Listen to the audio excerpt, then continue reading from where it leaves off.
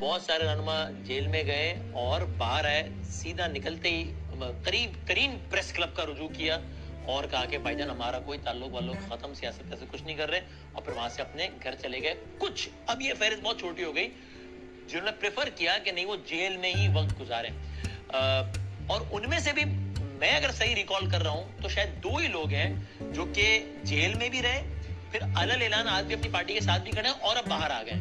ایک شاہمود قریشی صاحب ہیں جو کہ ظاہر top most leadership Pakistan Tehreek Insaf کی عمران خان صاحب کے بعد, اور ایک جناب علی محمد خان صاحب ہیں. علی محمد خان صاحب 8 مرتبہ رہا ہوئے اور گرفتار ہوئے, اور علی محمد خان صاحب 80 روز گرفتار رہے. آج ہمارے ساتھ اس پروگرام میں طویل عرصے بعد موجود ہیں. یہ بھی آپ نے شاید دیکھا ہو کہ بہت سارے لوگ سوشل میڈیا وغیرہ پہ مجھ سمیت جو کہ پی ٹی آئی کے سے یا کچھ لوگوں سے اگر وہ ذاتی اختلاف بھی رکھتے ہیں تو بہرحال علی محمد خان صاحب کے حوالے سے ان کی رائے بڑی یہ تھی کہ جناب یہ ایک مشکل وقت ہے اور یہ آسانیاں ہوں, اللہ کرے بہت دعا گل تھے لوگ. بہرحال مجھے خوشی ہے علی محمد خان صاحب ہمارے ساتھ موجود ہیں. حضور السلام علیکم. وعلیکم السلام. مزاج اچھے ہیں, طبیعت ٹھیک ٹھاک علی محمد خان صاحب؟ شکریہ وسیم بھائی. اللہم صلی وسلم مبارک علی سیدنا محمد وعلی آل محمد. میری مسکراہٹ دل سے نہیں ہے کیونکہ مجھے خوشی ہے کہ میں بیٹھا ہوں, لیکن دل اداس ہے کیونکہ نہ صرف میرے ملک کا بلکہ میری امت مسلمہ کا ایک بڑا لیڈر جو ہے وہ جیل میں ہے. اور کس جرم میں جیل میں ہے؟ اس جرم میں جیل میں ہے کہ اس نے کرپشن نہیں کی, کیونکہ جنہوں نے کی ہے وہ جہاں ہے وہ آپ کو بھی پتہ ہے, ہمیں بھی پتہ ہے. لیکن بہرحال اس پہ تفصیلی بات بھی کریں گے. تو خان صاحب کے لیے دل اداس بھی بہت ہے, لیکن اس پہ بھی اللہ کا کرم ہے کہ عمران خان صاحب کھڑے ہیں, ملک کے لیے کھڑے ہیں, اور الزامات ہیں ان پہ انشاءاللہ اللہ مدد کرے گا. عدالت کے ذریعے خان صاحب نکل آئیں گے, اللہ کرم کرے گا. بہرحال آپ کے اچھے کلمات کا شکریہ, اور انشاءاللہ پہلے کی طرح تحریک انصاف کے لیے پاکستان کے لیے اپنا کردار ادا کرتے رہیں گے.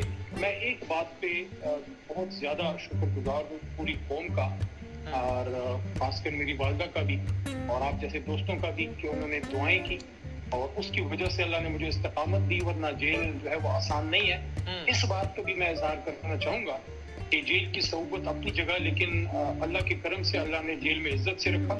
کوئی تشدد اس طرح کی کوئی چیز تو نہیں تھی, لیکن جیل کا ایک امتحان بہرحال ہوتا ہے.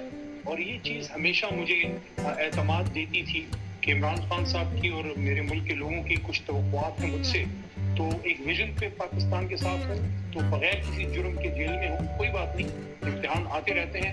جیل کی زیادہ باتیں کرنا بھی نہیں چاہوں گا کیونکہ ایسا کوئی میں نے بڑا تیر نہیں مارا. ملک کے لوگوں نے گولیاں کھائی ہیں, اپنے خاندان گنوائے ہیں, بارڈرز پہ گولیاں کھائی ہیں. لوگوں کے خاندان ہندوستان میں رہ گئے جب پاکستان بن رہا تھا. میرے اپنے دادا مرحوم پیر محمد صاحب پاکستان بننے کے دوران تحریک میں وہ بھی جیل میں گئے. ڈیرہ اسماعیل خان میں کوئی 2-3 مہینے انہوں نے بھی کاٹے. تو کوئی بات نہیں, آپ میں ہم سب ملک کے لیے قربانیاں دیں گے, کوئی بارڈر پہ کوئی ملک کے اندر. میری دعا یہ ہے کہ سارے ٹرموائل کے بعد اب چونکہ گورنمنٹ میاں صاحب کی چلی گئی ہے, تو اب ایک there's an opportunity, اس کو ہم گریب کریں سب, حکومت بھی, سیاسی بھی, غیر سیاسی. اچھا علی بھائی, میں اسی پہ آتا ہوں کہ وہ اپورچونٹی کیا ہے اور اس کو کس طرح استعمال کیا جائے. جسٹ اے کوئک کامنٹ, پھر ہم آگے بڑھتے ہیں تفصیل سے بات کی بغیر. لیکن آپ نے بات کی کہ وہ تو ظاہر ہے انسان کو کسی 5 اسٹار ہوٹل کے روم میں بھی قید کر دیا جائے تو وہ اٹسیلف ایک پرابلم ہے, جیل اٹسیلف ایک پرابلم ہے, تو وہ تو ہے اپنی جگہ ظاہر ہے. اور پاکستان میں جیل کے حالات کیسے ہیں وہ سب کو پتہ ہے, وہ زیادہ پرابلمٹک ہیں. لیکن یہ ہے کہ آپ یہ کہہ رہے ہیں کہ ایسا نہیں ہوا کہ اللہ نہ کرے کوئی تضحیک, کوئی تذلیل کا پہلو یا کوئی ٹارچر, یہ والا معاملہ بہرحال نہیں ہوا آپ کے ساتھ؟ نہیں بادامی صاحب, میں ایکسپیکٹ ہی نہیں کرتا تھا. ظاہر ہے ہم سیاسی لوگ ہیں اور کوئی باڈی ٹارچر یا تضحیک کا تو پہلو نہیں تھا, لیکن جیل میں ہونا بتاتے خود ایک امتحان ہے. ایک چیز البتہ ہے, اگر آپ اجازت دیں تو اس پہ میں ایک بات کرنا چاہوں گا جی, کہ 2 چیزوں نے بڑی تکلیف دی. ایک, جب میری والدہ محترمہ جو خود بیمار بھی رہتی ہیں, شیز 80+, جب وہ اڈیالہ مجھ سے ملنے آئی تو پہلی دفعہ تو 5-6 گھنٹے انتظار کرایا گیا, ملنے نہیں دیا گیا. اور ان دنوں گرمی بھی زیادہ تھی. اس کے بعد جب وہ آئی ہیں مجھ سے ملی تو ان کو جیل میں دیکھ کے مجھے احساس ہوا کہ یار اس عمر میں ان کا جیلوں میں میرے پیچھے پھرنا اس طرح بنتا نہیں, کیونکہ میں ملک کے لیے جو بھی سٹینڈ لوں, جو بھی کروں, why is she paying the price. لیکن انہوں نے جاتے ہوئے مجھے ایک بات کی جو بڑی مشہور بھی ہوئی. اس طرح انگلی ہلا کے انہوں نے مجھے کہا کہ اپنے لیڈر کے ساتھ کھڑے رہنا, اور پشتوں میں کہا کہ جنگ کے वाला मोर्चा खाली मत रखा के मुकाबले में अपना मोर्चा खाली ना छोड़ना। तो उनको जेल में देख के दुख बड़ा हुआ, हौसला भी बड़ा मिला। लेकिन एक चीज ने जो मुझे दुखी किया बहुत ज्यादा इसके साथ वो ये था कि ठीक है आपने मुझे जेल में रखा, मैंने कुछ जुर्म किया होगा आपके दानिश में, मेरे ख्याल में तो मेरा जुर्म ये था कि मैंने जुर्म नहीं किया। लेकिन जब बहुत सी गिरफ्तारियों के बाद अडयाला, जेलम, पेशावर वहां से निकले PMPO ये वो, जब मुझे दहशतगर्दी की अदालत में अपने शहर मर्दान में पेश किया गया तो एक ऐसे शख्स पे जिसके लिए पाकिस्तान का झंडा और पाकिस्तान अपनी जात से ज्यादा कीमती है, उस पे दहशतगर्द और मुल्क से गद्दारी। क्या अली मोहम्मद एक गद्दार है और वो दहशतगर्द है? अगर मैं गद्दार और दहशतगर्द हूँ तो इसका मतलब है कि फिर पार्लियामान में और 10 साल जो मैंने पाकिस्तान जिंदाबाद का नारा लगाया और जो मैंने पाकिस्तान के इदारों नजरियाती संगठनों की हिफाजत के लिए जो मैंने शरियात जैसे लोगों ने, मुराद सईद जैसे लोगों ने किया, तो ठीक है हमने अपनी धरती का फर्ज उतारा है। लेकिन बेवतन पाकिस्तानी को जब आप दहशतगर्द कहेंगे, जब आप उसको गद्दार कहेंगे, तो मुझे फिर नहीं पता कि गद्दार को फिर आप क्या कहेंगे और दहशतगर्द को फिर आप क्या कहेंगे। अब अली भाई इस बात से अदालत से तो मेरा केस दहशतगर्दी का 9 मई का खत्म हो गया, डिस्चार्ज हो गया। लेकिन दिल जो उसने तोड़ा है वो दाग धुलते इस बात से अली मोहम्मद खान साहब भी ये कहता है कि ना बांटे और अब भी ये कहता है बिल्कुल ठीक है कि गद्दारी के फितवे ना बांटे। प्रिसाइसली लोग पाकिस्तान जिंदाबाद कहते हैं उनको दीवार से ना लगाएं। बिल्कुल सही है। अब आप खड़े रहे ना पार्टी के साथ, ये क्यों छोड़ के चले गए 2-2 दिन 1.5 दिन? आप 80 दिन रहे, आप कह रहे हैं कि जेल की सख्तियां थी, जाहिर सी बात है, और आप कह रहे हैं कि मेरे साथ तस्लील तहजीक नहीं हुई, यार जेल का अपना एक मामला होता है। 1.5 दिन 2 दिन, हालांकि मैं जानता हूं आप उन लोगों में से थे कि आप उतने ज्यादा मंजूर नजर नहीं थे, क्योंकि आप अपना मौक़िफ़ रखते थे, आप हाँ में हाँ मिलाने वाले, आप कासा लेस नहीं थे। वो जो कासा लेस थे, जो हाँ में हाँ मिलाते थे, जो गद्दारी का, वो 1.5 दिन में क्यों निकल लिए? आप तो खड़े, आप बैठे रहे 80 दिन, क्या हुआ?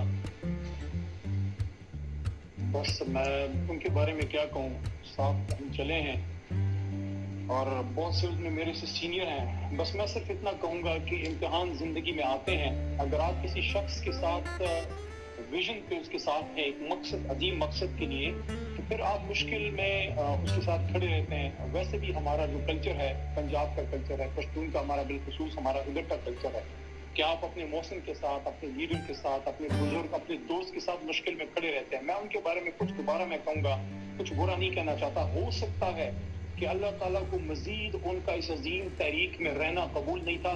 ये तहरीक, बदामी साहब, मैं आपको दिल से कह रहा हूँ, ये तहरीक पाकिस्तान के मिडिल क्लास की मोहब्बत का एक नाम है।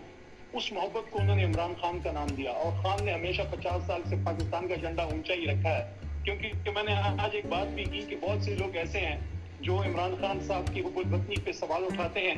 यार आप तो तब पैदा भी नहीं हुए थे जब इमरान खान के दाएं हाथ में पाकिस्तान का झंडा था और आज बिल्कुल ठीक है। मैं तो बार बार कह रहा हूँ हुब्बुल वतनी पे किसी की शक ही नहीं करना चाहिए। झंडा है वो towards the end Ali Mohammad Khan साहब, पाकिस्तान का झंडा है बिल्कुल टुवर्ड्स द एंड। अभी आपने एक मंजर बयान किया जो कि यकीन जानिए मुझे देख के, मुझे सुन के तकलीफ हुई। अल्लाह जानता है कि आपकी वालदा आई और सारा कुछ ठीक है। और आपने शुरू में कहा कि मेरा चेयरमैन जेल में बैठा है और देखो उसने क्या किया। ये पाकिस्तान में पहली मर्तबा नहीं हुआ। आज से 3 साल पहले एक और वजीर आजम था, वो जेल में बैठा था। आपके ख्याल में वो ठीक जेल में बैठा था? अच्छा चले उसको भी अगर छोड़ दें और आगे बढ़ जाए, अगर वरना आप कहेंगे अदालती वो लंबी बड़ी बहस हो जाएगी। जब उस वजीर आजम से उसकी बेटी मिलने जाए और बिल्कुल उसकी बेटी को उसी के सेल के अंदर जाके बेटी के सामने पकड़ा जाए, उसको उसके सामने उसकी बेटी को हथकड़ी लगाई जाए। हालांकि ये काम बाहर आगे भी हो सकता था, लेकिन इस सामने लगाई जाए ताकि इसको तोड़ो जरा। तो ये क्या हो रहा था? ये एहतसाब हो रहा था या ये इंतकाम हो रहा था? देखिए मैंने ना उस दौर में सपोर्ट किया और ना मैं कर सकता हूँ, बल्कि मैं आपको थोड़ा सा माजी में भी लेके चलूँ। आप मरियम बीबी की बात कर रही हैं, लेकिन उनसे बहुत ज्यादा कदावर शख्सियत हमारी एक और बड़ी बहन अल्लाह उनकी मग़फ़िरत फरमाए बेनज़ीर भुट्टो शहीद थी और उनकी book doctor of the east अगर किसी ने नहीं पढ़ी तो उनकी जरूर पढ़ें, फातिमा जनाब बीबी की जरूर पढ़ें। उससे एहसास होगा कि हमारी इन ख़वातीन ने कितनी तकालीफ उठाई है। मैं दोबारा ये कहना चाहता हूँ, देखें इस बहस में पड़े बगैर कि किसने क्या किया, आए अब वक्त है जख्मों पे मरहम रखने का। हुकूमत जा चुकी है। क्या करना चाहिए? सारी जमातों को साथ बैठना चाहिए, पीटीआई पीडीएम सबको साथ बैठना चाहिए।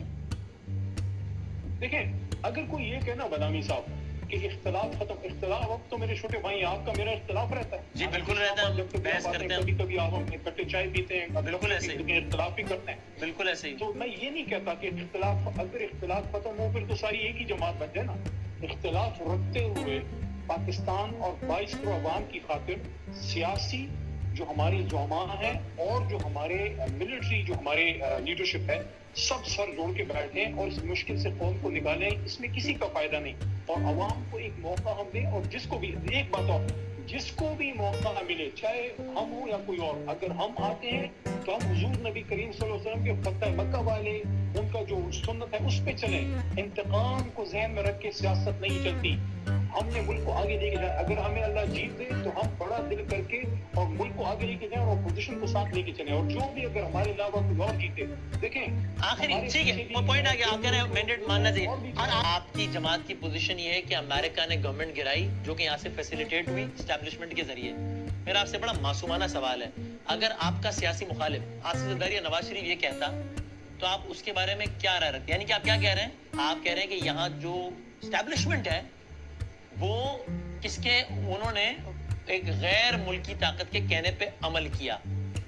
अभी इस बहस में जाए बगैर के बात सही है या नहीं, एक लम्हे को फर्ज करें कि नवाज शरीफ का बयान है ये, तो आपका क्या रद्द अमल होता कि वो कौन है? नवाज शरीफ किसका एजेंट है? आप तो उनको ताने मारते रहे कि यार मोदी को साड़ियां भिजवाते हो, आम भिजवाते हो। अगर ये बयान नवाज शरीफ का होता या जरदारी साहब का किसी का, तो आप क्या कहते हो? तो ठीक है, बिल्कुल सही, उसकी राय है नवाज शरीफ की, इसमें क्या हो गया?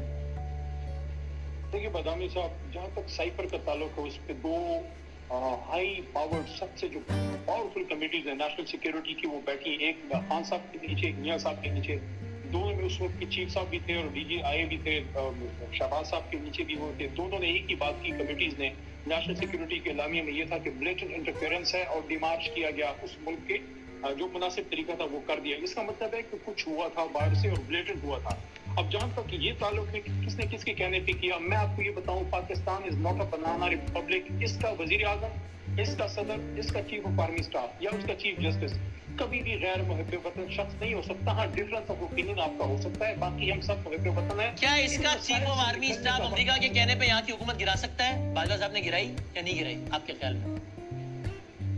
देखिए ये तो आप बहुत अजीब सा सवाल कर रहे हैं। मैं आपको दोबारा ये कह रहा हूँ, ये मैं वो कह रहा हूँ जो आप लोग बेच रहे हैं पिछले 15 महीने से, भाई मैं वो जुमला दोहरा रहा हूँ। कोई भी गैर मुहब्बे वतन शख्स इन ओहदों पे नहीं बैठ सकता, और पाकिस्तान का वजीर आजम हो, पाकिस्तान का सदर हो या चीफ ऑफ आर्मी स्टाफ हो, वो करेगा जो मुल्क के मफाद में होगा।